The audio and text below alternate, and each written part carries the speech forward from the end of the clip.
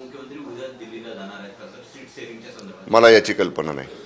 दुसरीकडे राज्यातले जे पोलीस भरतींसंदर्भातली जी भरती होणार आहे त्यामध्ये वयोमर्यादा उलटलेले जे तरुण आहेत त्यांची सरकारकडे मागणी करण्यात आलेली की वयोमर्यादेसंदर्भात निर्णय घ्यावा, कारण सरकारकडनं जे परिपत्रक डिसेंबरमध्ये काढायला हवं होतं ते फेब्रुवारीमध्ये काढण्यात आलेलं आहे. त्यामुळे वयोमर्यादेचा जो प्रश्न आहे त्यावरनं आता हजारो तरुणांचं सरकारकडे लक्ष लागून राहिलेलं आहे. कसं पाहतो याच्या बाबतीत काही तरुण जे पोलीस भरतीला पात्र आहेत ते मला देखील भेटले होते.